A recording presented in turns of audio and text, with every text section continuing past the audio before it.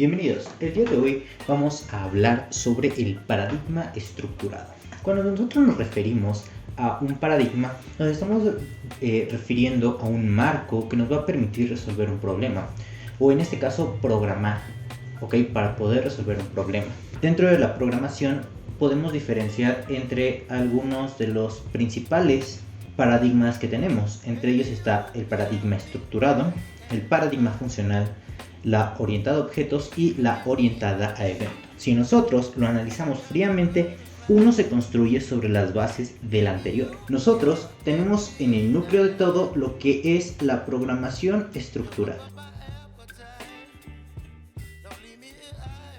¿Y en qué se diferencian o qué aporta cada uno de estos paradigmas dentro de la programación? Primeramente, vamos a hablar un poco sobre lo que es el paradigma estructurado. La primera característica de la programación estructurada es que los programas van a ser secuenciales. ¿A qué nos referimos con que sean secuenciales?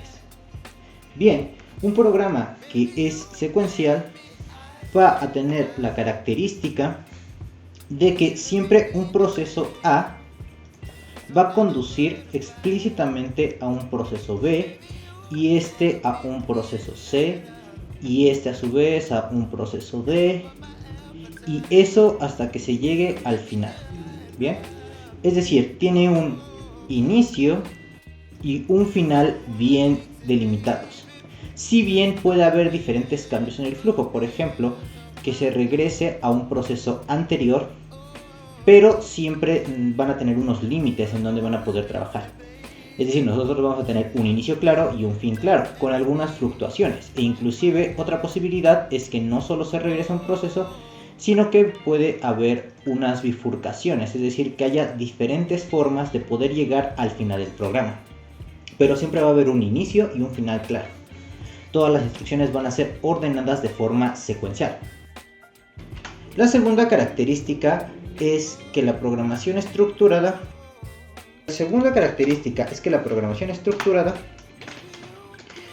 va a requerir de estructuras de control. Es decir, es la primera cosa que nosotros vamos a introducir como parte de la programación estructurada. ¿Qué son estas estructuras de control? Pues como dijimos, cuando nosotros estamos programando, vamos a poder diferenciar entre dos conceptos: las estructuras de control condicionales y las repetitivas. Por un lado, las condicionales van a permitir justamente estas bifurcaciones de los caminos. Es decir, que nos van a permitir, en base a una decisión, elegir el camino A o bien elegir el camino B. Estos caminos pueden tener instrucciones completamente diferentes y no se van a poder realizar gracias a las condiciones. Por otro lado, tenemos las repetitivas, que estas nos van a permitir justamente hacer estos ciclos. Bien, en base igual a una decisión, vamos a indicar si el proceso va a seguir de forma normal o si bien, vamos a dibujar aquí por ejemplo, va a regresar a un proceso anterior. Todo esto está encapsulado, bien, dentro de un mismo bloque, que es lo que es el ciclo. Entonces, este ciclo va a estar controlado en base a una condición. Si esta condición se cumple, entonces se regresa al proceso anterior, se repite este procedimiento hasta que se cumpla. Otra forma, podríamos decir que aquí tenemos la condición, acá tenemos el proceso que realiza, después este proceso se vuelve hacia acá. Si esta condición de aquí no se cumple, entonces vamos a decir que el ciclo se rompe y se dirige a otro proceso. Bien, esta es como que la forma en que nosotros vamos a poder diferenciar o establecer cuáles son estas estructuras. Serían principalmente estas dos características lo que nos indica que estamos dentro del paradigma estructurado, y es lo que vamos a tratar y lo que vamos a conformar. Pero ahora, si nosotros queremos empezar a programar, antes que nada necesitamos comprender qué es el concepto de un algoritmo. Cuando nosotros hablamos sobre la historia de la programación, indicamos que Ada Lovelace había sido la primera en poder desarrollar algoritmos que luego serían computables. ¿A qué nos referíamos con esto? Bien, un algoritmo es básicamente una secuencia ordenada de pasos que tiene un final determinado. La creación de un pastel podemos desarrollarlo como un algoritmo, indicando primero todas las entradas que va a tener. En este caso las entradas serían justamente todo lo que corresponde a nuestros ingredientes, ¿no? Que se requiere para hacer el pastel, no sé, leche, harina, huevos, chocolate si lo quieres hacer de chocolate o diferentes ingredientes, ¿no? Esas serían nuestras entradas. Luego de aquí se seguiría todo lo que es el proceso. Bien, entonces tendríamos las entradas que nos indican básicamente qué requerimos. Después es los pasos o el procedimiento, es decir, toda esta secuencia lógica que habíamos dicho de inicio a fin. Y finalmente las salidas. Bajo este concepto, el procedimiento sería qué paso seguir o qué hacemos. Y las salidas, es decir, qué obtenemos. Si clasificamos un algoritmo de esta forma, nosotros podemos identificar claramente cuáles son nuestras entradas, lo que necesitamos, cuáles son nuestros pasos o el procedimiento, qué vamos a hacer con estas entradas que obtuvimos, y finalmente las salidas, qué es lo que obtenemos o qué es lo que va a generarse a partir de nuestro algoritmo. Nosotros comprendiéndolo de esta manera, nosotros por ejemplo, si estamos haciendo una suma de valores, si yo quiero x más y igual a z, bueno, pues mis entradas van a ser x y y. Mi proceso va a ser aumentar las cantidades de y a el valor de x, el valor de y al valor de x para obtener z, y finalmente z, como es mi resultado, va a ser mi salida. Bien, esto sería el algoritmo pues más sencillo, ¿no? De hecho, aquí estoy siendo muy poco explícito, porque realmente lo que tendremos que indicar es cómo se desarrolla cada parte del proceso y demás. Pero básicamente nosotros con esto vamos a indicar cómo se va a desarrollar. Otro, por ejemplo, la multiplicación. ¿Qué es lo que vamos a hacer? Bueno, pues nosotros, si tenemos x por y igual a z, nosotros de nuevo tenemos que x y y son nuestras entradas. Nuestro procedimiento en este caso va a ser sumar x más x más x, una cantidad de y veces. Y esto nos va a generar z, que va a ser nuestra salida. Esto sería una forma de expresar una multiplicación. Entonces, esto es lo que nosotros vamos a poder desarrollar y que vamos a decir que es un algoritmo. Como les decía, esto realmente puede representar diferentes cosas, desde cosas que hagamos en el día a día hasta procesos meramente abstractos y matemáticos. Por ejemplo, el llegar de un lugar A a un lugar B. ¿Cuál va a ser el procedimiento?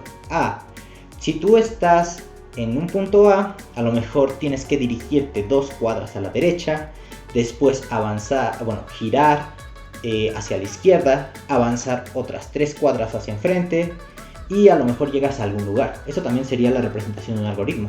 ¿Qué es lo que se tiene que hacer para llegar a un destino, para hacer un procedimiento, para poder obtener un resultado de forma general? En este caso, si tú estás aquí y quieres llegar a un lugar que está acá, ¿qué es lo que tienes que hacer? Bueno, a lo mejor te vas una cuadra para acá, a lo mejor avanzas 2 cuadras en esta dirección, a lo mejor avanzas otras 2 cuadras en esta dirección y avanzas una cuadra, ¿no? Bueno, pues el indicar cada uno de estos pasos que vas a dar es lo que te va a hacer el proceso del algoritmo. Esto de hecho funciona bastante, por ejemplo, si ustedes tienen un GPS, posiblemente lo hayan usado. Cosas relacionadas a caminos y demás son muy relacionadas a grafos que se verán muy adelante, pero todo esto básicamente sería un algoritmo. Para nosotros poder trabajar con la programación orientada a objetos y en general para cualquier tipo de programación, necesitamos entender qué son los tipos de datos, las variables y las constantes. Nosotros habíamos dicho que los tipos de datos van a identificar cuál es el tamaño que va a tener un objeto. En este caso vamos a llamarlos variables, ¿bien? O constantes. Si nosotros tenemos un tipo de dato que se representa mediante un byte, por ejemplo, el tipo char, este va a poder tomar valores entre 0 y 255 y va a ocupar un byte dentro de la memoria RAM. Esto sería el espacio que se ocuparía para guardar esta variable char, y el resto de mis espacios quedarían libres para uso de otras variables. Así, si yo por ejemplo tengo uno que son 2 bytes, si nosotros usamos una variable de tipo short, aquí nosotros vamos a estar ocupando 2 espacios en nuestra memoria RAM. Y así sucesivamente con los demás tipos de datos. Es decir, los tipos de datos nos van a indicar cuánto espacio vamos a utilizar dentro de la memoria RAM para que el programa los identifique. Y luego tenemos el concepto de variables y constantes. Esto básicamente nos va a decir si un valor puede ser o no alterable. Si yo asigno, por ejemplo, a un short a el valor de 10.000 y después en algún momento lo cambio a un valor de 5, estoy alterando el valor de la variable a. Es decir, que su valor, como acabo de decir, es variable. Mientras que si yo tengo una constante c, de tipo char, que sea c, y le asigno un 5, yo a este c, si lo intento cambiar, me va a dar un error. ¿Por qué? Porque el valor de las constantes no puede ser modificado. Una vez que es asignado, este ya no va a cambiar. Esa sería la diferencia esencial entre las variables y las constantes. En el próximo video vamos a ver específicamente todo relacionado a ellos. Esto sería como que la primera parte. Lo siguiente que tendríamos serían los operadores. Bien, pues los operadores son todos, vamos a decir que son un conjunto de símbolos que nos van a permitir modificar o trabajar o directamente, vamos a decir, operar sobre estos datos. Por ejemplo, nos van a permitir modificar el valor de una variable, realizar operaciones matemáticas con ellos, comparaciones, o inclusive relacionar los diferentes resultados que nosotros obtengamos. Bien, estos van a ser los diferentes operadores que nosotros vamos a tener definidos dentro de nuestro lenguaje C. Ya los iremos viendo más adelante.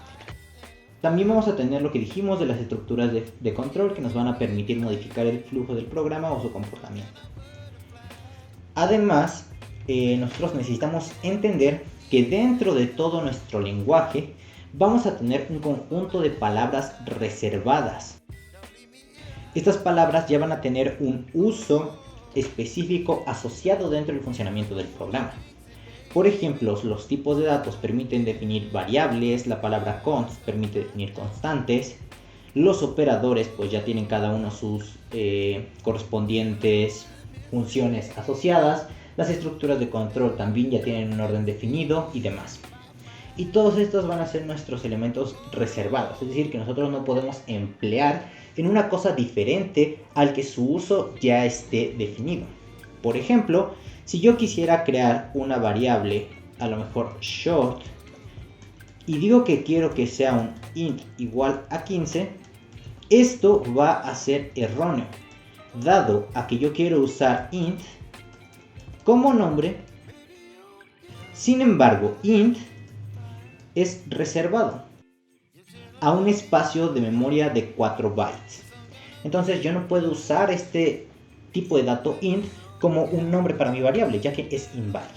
Y bien, con esto básicamente daremos una pequeña introducción, ¿no? Sobre todos los elementos que van a conformar todo lo que corresponde a nuestros programas dentro de C.